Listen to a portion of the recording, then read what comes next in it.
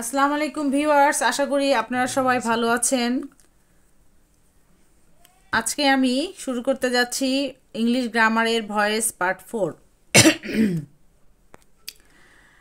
আপনারা যারা প্রথম থেকেই আমার ভিডিওটি দেখে আসছেন, আশা করি আপনাদের ভালো লাগছে।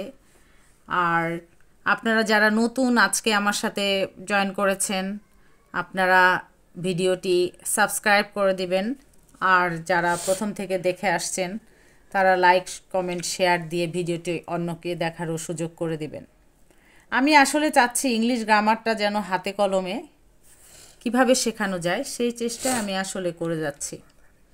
যাই হোক, আশা করি আপনাদের ভালো লাগছে, আপনারা বুঝতে পারছেন। এর পরেও যদি আপনাদের কোনো কথা মতামত থাকে, আপনারা কমেন্ট বক্সে সেটা জানিয়ে দিবেন। আমি ধাপে ধাপে সেগুলোর অ্যান্সার দিব। যাই হোক, শুরু করি। ফিউচার কন্টিনিউয়াস টেন্স যুক্ত অ্যাক্টিভ ভয়েসকে কিভাবে প্যাসিভ করতে হয় আমরা প্রথমেই সেই নিয়মটা দেখি। যথারীতি অবজেক্টের subjective form plus shall be being অথবা উইল বি বিং হবে, মূল ভার্বের পাস্ট পার্টিসিপল হবে, বাই হবে, প্লাস সাবজেক্টের অবজেক্টিভ ফর্ম হবে। যেমন দ্য টিচার উইল বি, অ্যাক্টিভে আছে the teacher will be teaching me, প্যাসিভে কী হবে? I shall be being taught by the teacher.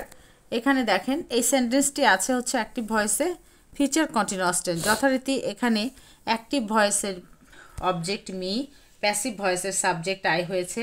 এখানে উইল বি আছে, এখানে শ্যাল বি, যেহেতু এটা ফিউচার কন্টিনিউয়াস টেন্স সেহেতু এখানে শ্যাল বির পরে বিং বসেছে। তারপরে মূল ভার্ব টিচ, মূল ভার্বের টিচের পাস্ট পার্টিসিপল ফর্ম টট, যথারীতি বাই প্রিপোজিশন, প্লাস অ্যাক্টিভ ভয়েসের দ্য টিচার যেটা সাবজেক্ট, প্যাসিভ ভয়েসে সেটা অবজেক্ট হয়েছে the teacher. Future perfect tense যুক্ত অ্যাক্টিভ ভয়েসকে কীভাবে প্যাসিভ করতে হয়? অবজেক্টের subjective form plus shall have been অথবা উইল হ্যাভ বিন প্লাস মূল ভার্বের past participle plus by plus সাবজেক্টের অবজেক্টিভ ফর্ম। যেমন অ্যাক্টিভ ভয়েস আছে they will have helped us. আমরা এখানে যখন প্যাসিভ করব ফিউচার পারফেক্ট টেন্সকে, তখন আমরা শ্যাল হ্যাভের পরে বিন বসিয়ে আমরা প্যাসিভ করব। যেমন we shall have been helped by them. এখন ইন্টারোগেটিভ সেন্টেন্সকে কিভাবে আপনার ভয়েস ইন্টারোগেটিভ সেন্টেন্সকে কিভাবে ভয়েস চেঞ্জ করতে হয় সেগুলো আমরা দেখব। ইন্টারোগেটিভ সেন্টেন্স দুভাবে হতে পারে, যেমন অক্সিলারি দ্বারা এবং ইন্টারোগেটিভ প্রোনাউন দ্বারা। অক্সিলারি ভার্ব দ্বারা শুরু হওয়া অ্যাক্টিভ ভয়েসকে প্যাসিভ ভয়েসে পরিবর্তন করতে নিচের 3টি স্টেপ আমরা ফলো করব। স্টেপ 1, প্রথমে আমরা ইন্টারোগেটিভ সেন্টেন্সটিকে অ্যাসার্টিভ সেন্টেন্স করে নিব। যেমন ইন্টারোগেটিভ সেন্টেন্স যদি হয় have you broken the glass, আমরা অ্যাসার্টিভ যখন করব কি হবে? You have broken the glass. Step 2তে কি হবে? অ্যাসার্টিভ সেন্টেন্সটির এখন আমরা ভয়েস চেঞ্জ করে নিব। যেমন এই অ্যাসার্টিভ সেন্টেন্সটিকে এখন আমরা যদি ভয়েস চেঞ্জ করি তাহলে কি হবে? The glass has been broken by you, you have broken the glass. এই যে অ্যাসার্টিভ সেন্টেন্স আছে, প্যাসিভে আমরা কি করব? The glass has been broken by. Step 3তে কি হবে? প্যাসিভ ভয়েসে অক্সিলারি ভার্বকে সেন্টেন্সের শুরুতে বসাতে হবে এবং আমরা ইন্টারোগেটিভ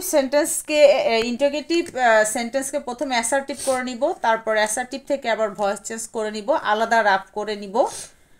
তারপরে আমরা সেটিকে আবার আমরা কোশ্চেনবোধক ইন্টারোগেটিভ করে নিয়ে তারপরে আমরা ভয়েস চেঞ্জ করব। প্রথমে আমরা অক্সিলারি ভার্বকে প্যাসিভ ভয়েসের অক্সিলারি ভার্বকে সেন্টেন্সের শুরুতে বসাতে হবে এবং সেন্টেন্সের শেষে প্রশ্নবোধক চিহ্ন বসাতে হবে। যেমন has the glass been broken by you. Auxiliary verb দ্বারা শুরু হওয়া ইন্টারোগেটিভ সেন্টেন্সকে প্যাসিভ করার নিয়মটা এখন আমরা দেখি। প্যাসিভ অক্সিলারি প্লাস অবজেক্টটি সাবজেক্ট হবে প্লাস ভার্বের past participle form plus other words যদি থাকে প্লাস বাই প্লাস সাবজেক্টটি অবজেক্ট হবে। যেমন are you reading the essay is the essay being read by you. আবার do you like him active ভয়েসে আছে, প্যাসিভ ভয়েসে কী হবে? Is he liked by you. তাহলে আশা করি আপনারা বুঝতে পেরেছেন যে ইন্টারোগেটিভ সেন্টেন্স যদি হয় সেই ক্ষেত্রে আমরা ইন্টারোগেটিভ সেন্টেন্সের কীভাবে প্যাসিভ ভয়েসে রূপান্তর করব। আমি আমার পরবর্তী ভয়েসের ডিসকাশনে এরপরে আর একটা রুলস যেটা ইন্টারোগেটিভ প্রোনাউন সেটা নিয়ে আলোচনা করব। আজকে এ পর্যন্তই। আপনারা সবাই ভালো থাকবেন। আল্লাহ হাফেজ।